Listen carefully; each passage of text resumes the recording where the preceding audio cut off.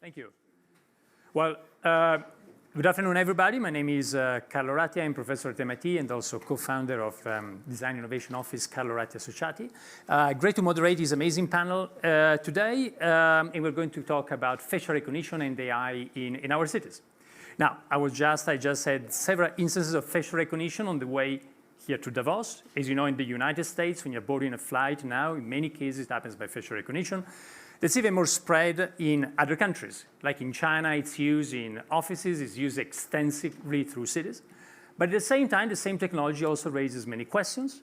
There's a lot of resistance in some countries. There's also some cultural aspects. It depends. I think we'll hear about from some of the speakers about how they view it in their own domain, and both geographically and in terms of their activities. So that's the topic for the conversation. And after the initial fire started, then we'll open up for discussion altogether, for sharing ideas. I will ask our speakers to introduce themselves as they start talking. And I'd like to ask Takayuki first, to go first, with a question about something I was very involved and quite familiar with, which is the project by Google sister company Sidewalk Lab in Toronto. Well, that project that promised a very futuristic city, a city where data could actually help a lot people's lives, in the end backfired. And the project first was downsized and in the end stalled. The whole Sidewalk Lab actually a few months ago was folded into Google itself. And so I'd like to ask you, what type of lessons do we have from this, and when communities actually then are not on board when we talk about new technologies, and especially technologies that they see as violations of privacy. Oh, thank you. And my name is Takayuki Morita, and the CEO of NEC Corporation. And we are a technology company, and especially focused on AI, and also the biometrics, and also the 5G communications areas. Those are everything are connected in a future of the communications and technologies. And then going back to your questions about Google's case, as far as I understand that the discussions have been and done around like ownership of the data. And either Google is owning the data or the people still keep the data ownership. That kind of discussions have been made as far as I understand. But I don't think that is a center of the issue. Issue is whether the trust is existing. And trust to the system, trust to the technology, trust to the people who use those data. And trust is basically built based on the transparency. And transparency means what is the objectives? What is the targeted welfare beings and improved? How that safety level is improved? And also how that the kind of improved will be achieved. In that context, the data itself, who those data will be handled. Those things are not clear. And that was the biggest issue, I think. Thank you. No, thanks for sharing that. Now, you mentioned this at the city level. When we're talking about Google in Toronto is at the level of neighborhood, but the same technology actually is being deployed globally also at much finer scale, at the level of the building. And so here, like Kun to chime in, and Kun, you introduce yourself, but Kun is one of the most innovative developers in Europe today, really focusing on new technologies and seeing how those are changing offices. As part of those technologies, there's also sensors that look at occupancy. I believe you haven't used much facial recognition yet, but how do you see it? Is this something you're looking at? Is this something where you see the future going? Or does it change it from one country to another one? So it'd be great to look at this when you get to high resolution, the resolution of the building itself. So I'm Koen van Oostrom. I have a company called Edge, and we made a whole bunch of buildings in the last years where we started to use technology that was actually meant to measure energy in a much more efficient way. But then we found out that there's so much more that you can do. In a post-COVID world, we want to use our buildings in a way more efficient way than we did in the past. Nobody will have his own desk anymore, and then it's a great thing if you know who's in the building, how are they using the infrastructure in the building, what kind of desks are they using. Is it the case that, for example, women are sitting on one side of the building because maybe it's warmer there than other sides? There's so many interesting data points that we can use. However, there's a downside. The downside is that we can actually, with the cameras, with all kinds of other tracking possibilities where we can track the phones of people, etc. People always have their phones with them. They are always plugged into the system because they use the phone to open the doors, etc. We have a lot of data that we actually don't want to have. And we were talking about trust earlier. What we are recognizing is that people don't really trust an owner of real estate or a real estate developer. It seems from the example in Toronto that people also don't really trust their governments anymore. And so there's a big question around how can we use what we would love to use, what would be beneficial for people in a building, for people in a city, without getting into that debate where trust becomes so much a negative force that it will end the whole advantage that we can have with that technology. I think Toronto is an amazing example how not to do it. And I think that really Google and Sidewalk Labs tried to do the right thing, but they had the public opinion against them. We as a company really reach out, not only to the tenants that we have, but also the people working in those buildings. And what we see today is that, for example, London is a completely different perspective than a city as Berlin. Berlin with the history of war, the history of the Eastern European sensitivities there. You have to be way more careful, and we want to put that back to the tenants that we have and the users of the building to make sure that we take the right decisions. That's good. So basically asking people, you ask them first and then see how they respond. I also like the fact that it changes from country to country, even if we need to pay attention. That sometimes people say, for instance, that in China is so widespread because people are okay with that. There's more trust, they're okay with that. Well, we did an experiment just before COVID. I was the curator of the Shenzhen Biennale, the largest architecture and planning biennale in the world. We had millions of people going through. And we did this experiment of putting some facial recognition in the biennale. But then we asked a university in the US called Cooper Union to do a little sticker you could put on your forehead in order to be out of the system. And guess what? Over 50% of the people, or the Chinese people going to the Biennale actually would put the sticker. So there's also something that maybe some assumption, some preconception also because we don't necessarily ask everybody, do you want it or not? But I take your point about, Can I make we had a building where we had a very simple camera that would register the plates of the cars. And the tenants say, hey, we don't want to do that because then we can really see when people come in and come out. But then we asked the tenants, the individuals using the parking garage, do you want to opt in or opt out? 100% opted in. Because it was so easy that car door, that door of the garage opened up automatically instead of having to push a button, etc. And what you see is that a lot of people actually want to opt in if it has a benefit to their daily lives. That's a good point. Probably benefit because also you get benefits from Facebook, but there as well there's other controversies. Probably it's about benefit, but also about how the data is used in a broader sense. And that's where I'd like to ask Angela. I'd like Angela, maybe you to play more, advocate a bit more for the community. How would you position yourself? How do you think we should deal with this kind of technology which is spreading like wildfire now? Absolutely. So I'll first introduce myself. Angela Odolungati.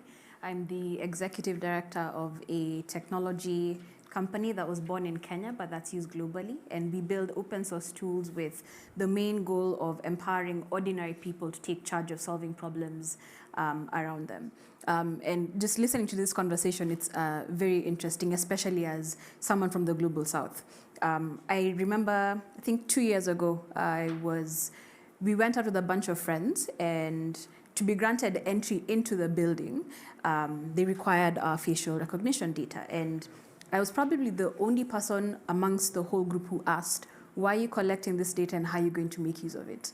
And one of the scary things for me in that case is that it sheds a light into how oblivious many people are about what risks these technology tools actually create or might expose them to. In our case, I don't think anybody's asking you for consent. Nobody's telling you who's going to get access to this data and what's going to happen to it afterwards. And so that's a huge gap. I think we're also very well aware of how these technology tools or the AIs also exacerbate existing inequalities, propagating some biases that already exist. And that is largely a function of who is building these tools and the kinds of data that are fed into these systems, right? And I think that's why we have groups like Black in AI and researchers like Dr. Timnit Gebru who are doing quite a lot to shed light into the challenges around this. And of course, one of the biggest ones that's also been mentioned is this idea of over-policing, right? And how there could be much more surveillance being propagated on ordinary people or proportionately discriminating marginalized groups under the guise of trying to use us to predict criminal activity. So that would be my perspective. Thank you, Angela. A very important point, I think, the point about how the system is trained. So most of the systems use deep learning. You're familiar with deep learning as a type of AI, and what you do, you train it with a set of faces, and then it learns how to recognize those faces later. And clearly, the training set sometimes has biases. So it can recognize better or worse certain type of faces, or based on the features, color, and so on. And so that's another issue. This issue probably is more easily solvable because it's a technical issue than the rest about how it's being used. And I'd like to get back to what you were saying about over-policing and bring this to Minister Rao, because I know that really in your state, Minister, over-policing with facial recognition has then created a significant debate. And so I'd like to hear from you, how do you see this moving forward? Thank you, Carlo. Thank you to the WEF as well for this wonderful session. Thank you for the opportunity. I come from Telangana. My name is Ram. I'm a minister in a state government in India called as Telangana, with Hyderabad as the capital city. Now, Hyderabad is one city, in fact, which is a very, very important information technology hub in the world. In fact, the second largest campuses of some of the top-notch technology companies are actually in Hyderabad. Google, Amazon, Apple, Facebook, Microsoft, Qualcomm, Micron. I can go on. The list is huge. Uber, Salesforce. The second largest campuses of all these technology companies are actually in Hyderabad. In fact, Amazon's largest campus is also in Hyderabad. The point I'm trying to make is we are an important tech hub which leverages technology for a larger societal positive impact. In fact, one of the things that we believe as a government is that no matter how cool a technology is, no matter how fancy it is, if it could be on AI, ML, or anything else, but ultimately if it doesn't have a positive societal impact, it's futile, it's pointless. Mm-hmm. So therefore, the way we have leveraged facial recognition and artificial intelligence in our government, I would give you 4 examples which will tell you on how we have benefited citizens at large, from government to citizen interface, on the government to citizen interface. And the first thing I'll tell you is about a very, very unique program that we run called as RTDAI, Real-Time Digital Authentication of Identity. Now, this is basically consensual. The citizen has to give a consent that I am okay for my identity or my face being recognized, in order to get some services delivered. For example, if I'm a senior citizen, I'm 65 plus, I receive a pension from the government.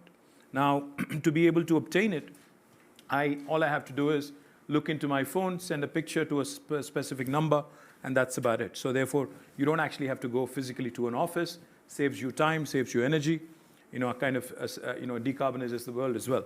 The second example I'll tell you, in fact, which I think is extremely important, renewal of a driver's license. You already have taken the driving test, you're already there, but it has been given for a specific period, so you're renewing it. You actually don't have to physically go to the DMV, the Director of Motor Vehicle. You could renew your driver's license in my state on a Sunday, because using simple facial recognition. That's the second thing I'll tell you. The third thing I'll tell you, which I think is equally important, we all talk about voting and how people need to participate in large numbers in a democracy. We've tried in a local election to give using facial recognition, giving people e-voting. I think Estonia has tried it, a number of other countries have done it. We've also tried it, and it has been very, very successful as a pilot. So if you use a consensual method, if you ensure that citizens actually are given choice of consent, and then also ensure that the government and the officials in the government are educated, are educated and also limited in terms of their access to the data. I think it's a win-win solution. Yes, there has been criticism, there has been concerns, But by and large, I think it has been a successful model, and it's been helping the society at large. So, thank you. Thank you. So basically, the advantages in provided we have consent and follow some other principles. It may be a good time to go back to Takayuki to ask you, how do we ensure that some of those principles are followed? Again, as a big provider of this technology and many other technologies, what would you suggest? Firstly, as we hear today, a lot of the use cases, right? And so I don't think we should generalize too much. Okay. I think we should talk about based on the use case and how that kind of public interest will be achieved based on or by using that technology. That kind of discussions and also the common understandings among the nations and also public and the private. Those are the important things, I think. And also, generally speaking, one-on-one identifications by using facial recognitions.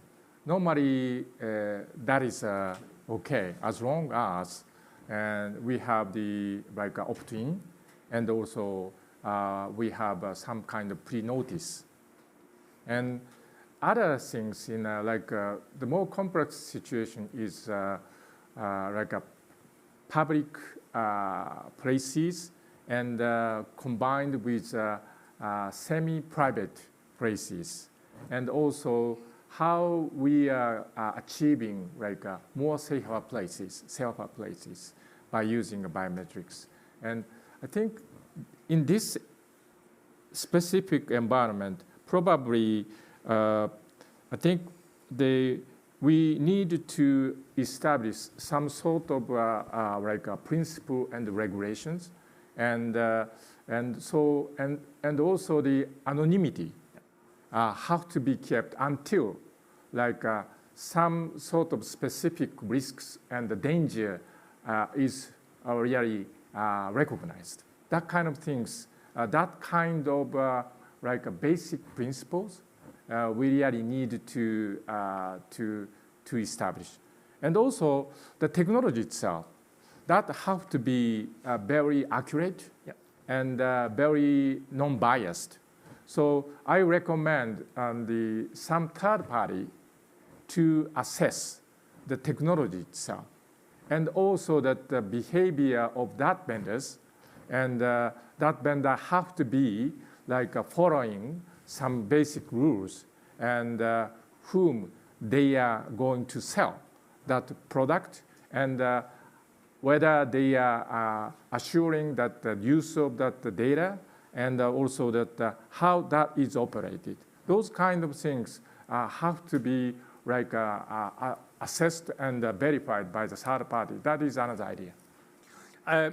So all principles, looking at the benefits, but also the verification by third parties is interesting, because most of these systems, this kind of the deep learning systems, are like a black box. And as we were saying before, you put a training set, and then they're able to continue behaving the same way. But really, the only way for a third party to do that is look at the training set and the data, which usually is what is proprietary, and people are not so keen or ready to share. So that having a third-party verification, that would probably change a lot the way we use data today, and think about data more as something that everybody can access. So the differentiation is in how you do your deep learning system, but not only data that has to be inspected in order to understand how the system works. It's a little bit, like what happens with education with humans. The way you can predict to a certain extent how we will behave is by looking at the input about the education, and that means a training set which is being used for these things. But let's go back then with your principle to Kuhn, and then in a building, with what we've seen, and imagine you do a referendum in Berlin or in London, and in one of the buildings your tenants say, okay, yes, we want this technology. What would be the amazing things that you would try to will do for them? Is it about seeing the social network, helping them to be more productive, helping them to live better because you know how space is being used, and so you can improve it and constantly feedback into the design. You know, what would be your dream? Yeah, I find it a very, very difficult question. For our own company, with our own employees, what we are doing now is that we are, for example, organizing serendipity. And so what we see is people are less in the office, and so when they are in the office, we still want to make sure that people are randomly meeting the people that they should meet. So we have commercial people, technical people, we have computer analysts, and we want to make sure that they all mingle. And sometimes we experiment with sending people a message and making sure that they end up at the coffee machine or in the kitchen, and that they randomly, but there's a whole... Orchestrated serendipity, yeah?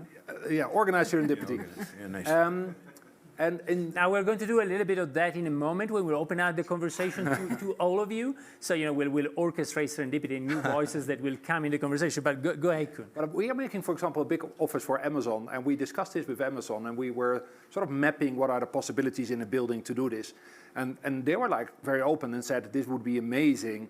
And then they started to think about it. There's like no way that they can do that. This is a building in Berlin, and there's a lot of employees that are nervous about these kinds of things.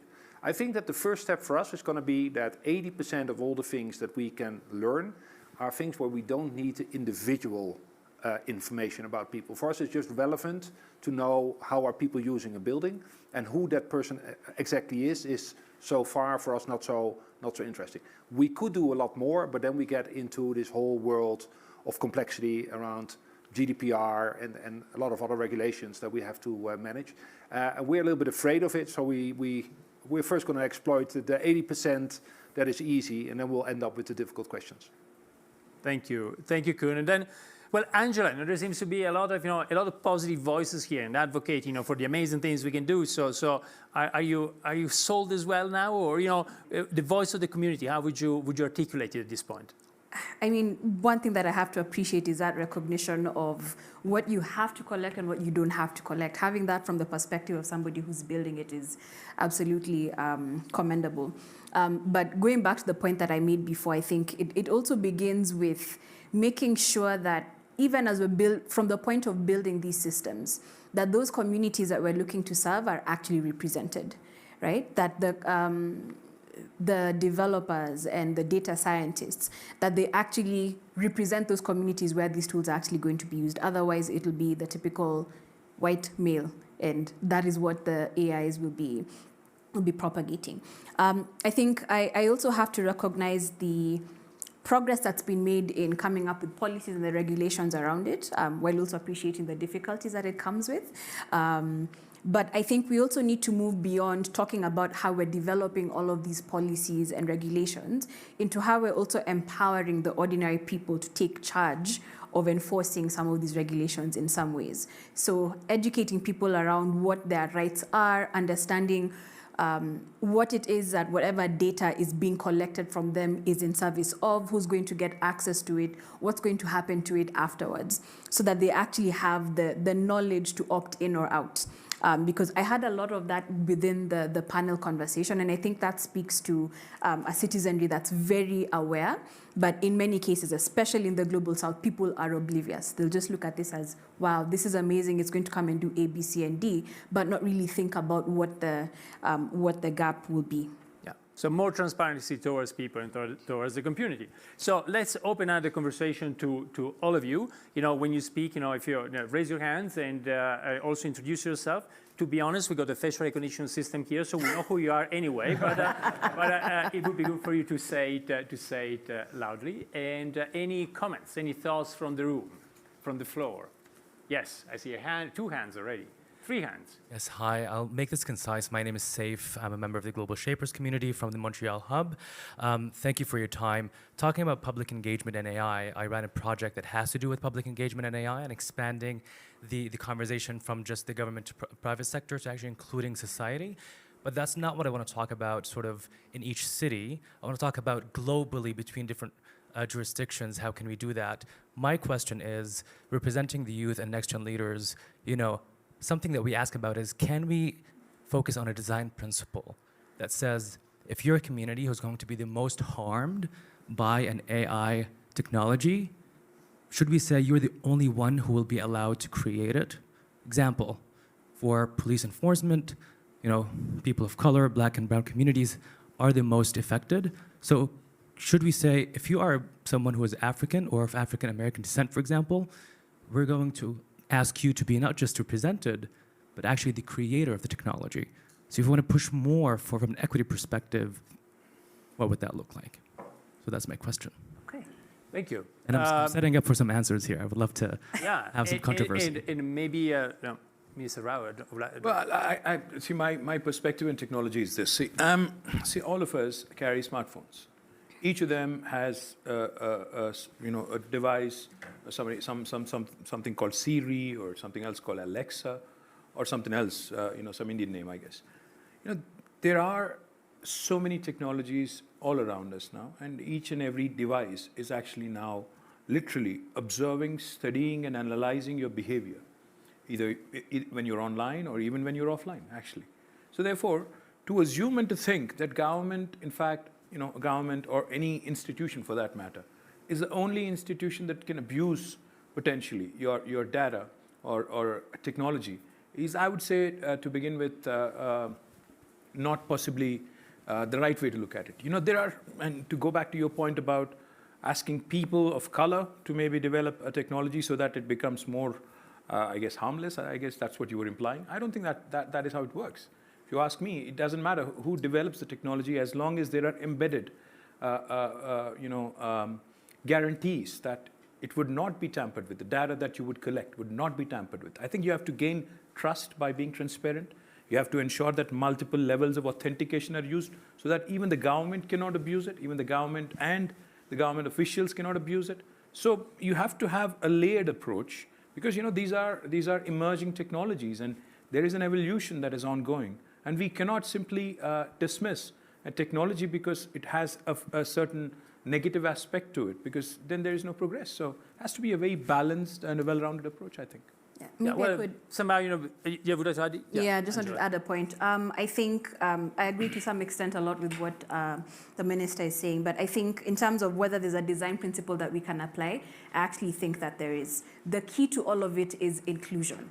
Right? He did make a valid point around the fact that as long as you are embedded and have an understanding of how things are affecting those communities, and you do have a level of say around how something should be designed, I think you can actually include the communities that are going to be served by these technology tools.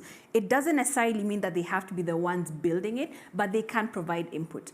An iterative design process where they're able to provide feedback around what's working, what isn't working, and having that feedback into how the thing or how the tool is being designed for them. So something that just ensures that their voices are being heard in that perspective, and whatever tool that is being built is representative of what their needs are.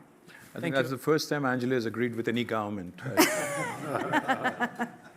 We're making progress here. So I see many hands. So let's actually, yes. Would you like to go next? Hi, thank you all so much for taking the time to talk. My name is Julia Horowitz. I'm a reporter with CNN Business. This is a question mostly for Takayuki. I was wondering, we know that trust in police, especially among minority communities, can be low in the United States and in the United Kingdom. Do you worry that working directly with police in cities like London could further erode trust? And what have you learned from the past 2 years of operating in London, which has been at the forefront of a lot of this rollout? I think we have some sort of the principle and of human rights and also the regulations and how properly the technology, how properly use the technology. And otherwise, I think we can kind of prevent technology from the fully used and maximizing that the capability. So I think in the case of UK and also the United States as well, and we discussed and how that technology used and to what extent we need to care about, right, and human rights. And also, is this really the time for us to to need to identify like an individual, or maybe can we keep like anonymities until some certain times? And also we are talking about like rules of erasing the data, and how long we need to keep that data, and so on. So those kind of things, and we really establish like some kind of rules and regulations, and so that we can protect like our rights and proper use and of the technology. So Malcolm, you might increase trust if you actually follow some of those principles. I think it would be interesting for some of the following questions. Yes, I see your hand, and I also saw, yeah. Hi, my name is Bob Wardrop. I'm a sociologist at the University of Cambridge. I work in the business school there, and as a sociologist, I think a lot about trust. I'm going to ask the dystopian question. There was a group of engineers in Silicon Valley in the late 1980s that called themselves the cypherpunks. And they took a view that privacy was going to become a huge issue in a digital economy, ultimately. And so they were very interested in autonomous systems. And the scenario they painted was that no one ultimately is going to trust any of you. That there's going to be enough, I mean, you're all very well-meaning now. You're all saying you're treating the data very, very well.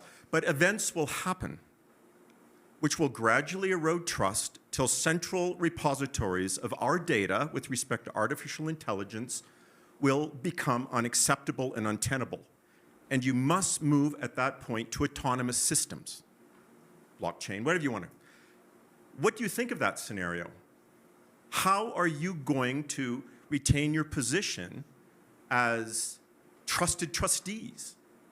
When you can't control what others do, Minister Rao, you can't control what other regions of India do with artificial intelligence, and yet it will spill over into the impact on you and how well you and your government are trusted with the information. Thank you. Well, my simple response to it would be yes.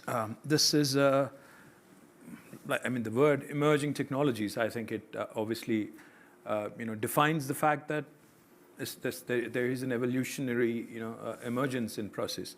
But you're absolutely right. I mean, beyond a certain stage, even the most well-meaning of ideas, or even the most well-meaning of paradigms, tend to end up in a situation which could cause a greater harm than they ever were intended to, without a question. But having said that, I think you will have to, as governments start regulating, and this again brings about a point of conflict. To what extent regulation is required? Because again, it would be about individual rights, it would be about institutional rights, and it would be about what is to be used and what is not to be used. How do you then define the regulatory framework? Who gets to decide it? All about that. So my point is, I think it's at a certain level, of course, trust, transparency, and most importantly, like you said, not just India, but globe at large. I mean, countries working with each other, governments working with each other. This is World Economic Forum, and we all talk about multi-stakeholder approach all the time.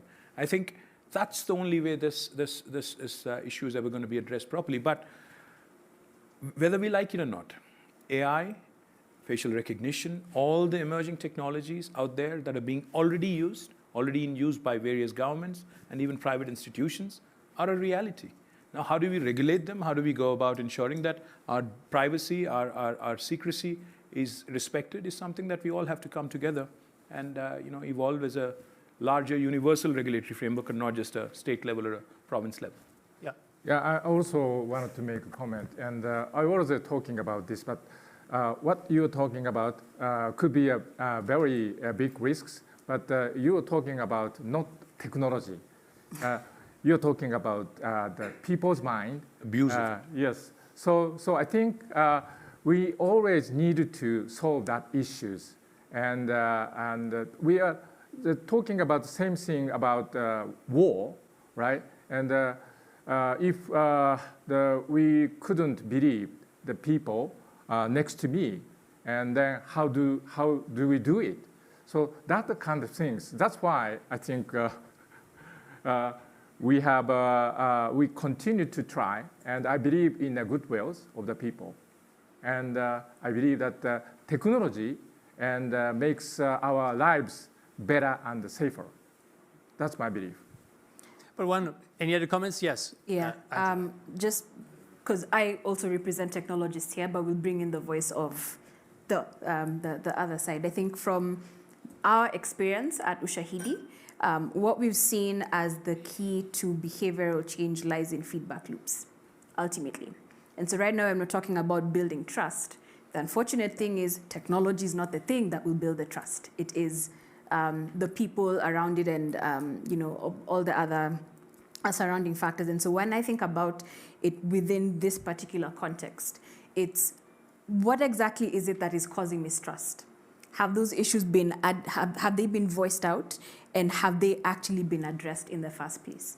Because if we had not necessarily a formula, but an example in place around this problem was brought up and this is how it got solved, and you see that kind of cascading, then maybe you'd be able to build some level of trust. So that would be my perspective. This is great, and one possible way maybe to look at this would be through game theory. And so somehow, if you look at different factions, at one point where nobody trusts anybody else, yes, you might delegate to, the good thing is technology, if you know how it is programmed, then we will all be comfortable with that.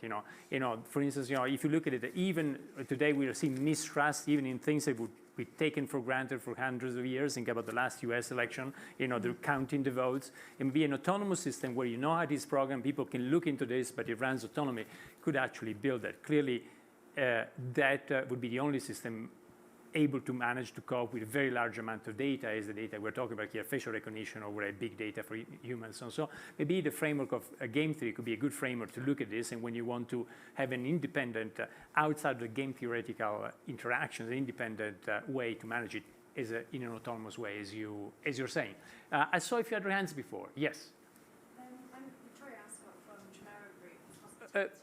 Sorry? Yeah. Victoria Ascot from Jumeirah Group in Dubai, hospitality operator. I'm just intrigued as to why you think that the consumers or the general public, adopt technologies like Alexa and Siri more widely and they trust them more widely than they do the likes of facial recognition for hotel check-in, for example. Because it depends on who's using it, because they trust Apple more and they trust Amazon more than the government, I guess. I think that's the answer you're looking for, because that's the exact question I had. But I think there's something, perhaps there's something else, which is that, nobody has, and I think when that will come out, basically today with the same type of technology, with deep learning, just by listening in the home, you can classify all what happens. Right. If you've got friends, if you're eating, if you're going to the bathroom, if you're reading, if you're having sex, all of that is classified using the sounds. But most people still think that might not happen. And so they are ready to embrace the advantage of saying, hey, Siri, turn on the lights, or whatever it is, turn off the lights, or do this and that, and thinking that the information is maybe is not being used for that. Now, in facial recognition, they see immediately how the information is used. So by the way, sorry, Siri started talking here. I need to stop. But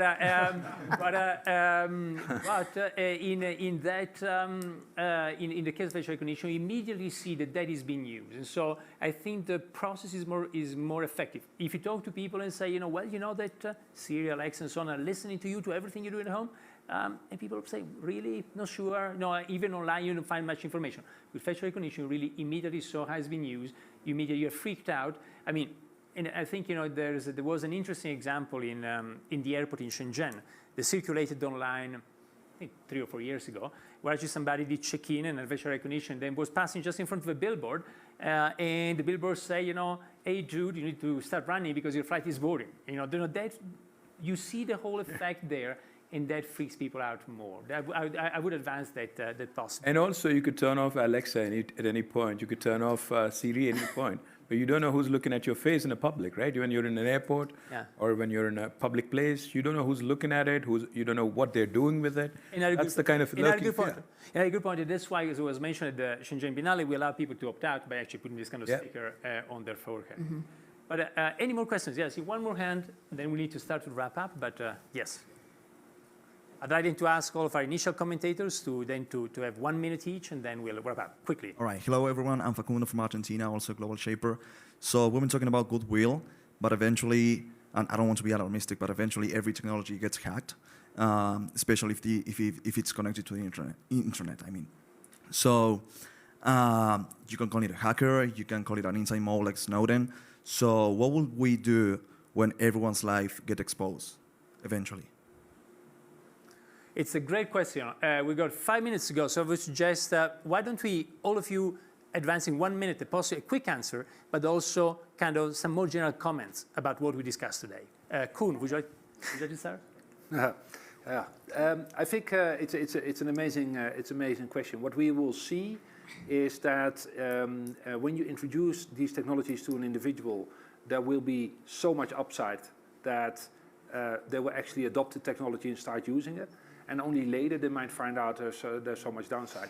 Luckily, we have the media, and we have a lot of institutions stepping up and saying, hey, be careful, this might have a downside that will show itself much later. What we are seeing in our buildings, people love the technology. They play with it, like we love our phones and like we keep on doing it. I'm actually, on that level, a little bit a very careful person, and I think that we have to bring people together. We have to start thinking about, before it really spins out of control, we have to make sure that there's independent bodies that can do this. I don't trust the government fully, because we've seen examples where also the government themselves had a benefit by using some of the technology. So we have to find a way, somewhere in civil society to do that in a better way. Thank you. Angela, 1 minute. So just to answer your question, I think it goes back to the point that I was making before around people being aware of what risks they're being exposed to and to what level they're comfortable with that, right? But the key there is being able to opt into it, knowing that this might happen and I'm okay being able to give that. And for those of us who are building these technology tools, also being mindful of what it is that we're collecting, try and minimize that risk. Just really clearly identify what exactly is actually required and what we don't need to collect. So we're trying to minimize that risk. But overall, I think Oh, sorry, no, because I see there are only 3 minutes left. Go ahead. Okay, no, just quick parting shot is just make sure that ordinary people are included, whether it's in the building of the technology tools. That would be my big point. Minister Rao. Well, I'm an incorrigible optimist about the power of technology and what societal impact it can have. But the segregation that needs to happen in the minds of all of us is technology is one aspect of it, the abuse of it is the challenge. So therefore, on the abuse side, if we actually focus, have proper checks and balances in the form of civil society, in the form of regulatory framework, I think we have a solution. And there is no way we can stop emergence of newer technologies. So I think we have to figure out a way to live with it, coexist, and do it safely, so that it doesn't affect us negatively. Thank you. First minister in my life who was able to speak in 1 minute, and finally Takayuki. Yeah. As long as I think you can control, the ownership and the use of that your information, probably you are very comfortable. I think that the issue is in a place where your data might be used by unknown person and for unknown purpose. So I think this is a balance issue, I believe, for first one. It's a public interest, and also that you are kind of uncomfortability, right? So that have to be balanced. And also we have to clear rules and regulations and how it will be operated. That's first one. And secondly, the technology, probably advanced technology will be making ourselves feels much easier, because through the technology and controlling ratios of yourself is increasing. So that is another. Carlo, you have 60 seconds. 60 seconds. To your point, I would say there's probably a possible solution, but we should not discuss this here. There's not enough time for next Davos in January. And that's data. Once you've hacked the data, is in the public domain, you cannot put it back in the bottle. When the genie is out, you cannot put it back. So another option would be we all live completely transparent lives to everybody. At the moment, we are totally transparent to Google, to Facebook, they know everything about us, but then at this point, why don't we not be transparent to everybody else? But that's maybe for the next session. Just to try to summarize, well, I will not try to summarize, but I will say there's one thing we all agree about, is that the three most important things in order to apply this technology, and we heard it in many ways from the floor, from our amazing speakers, it's three things: people, people and people. So thank you, and please join me. Thank you.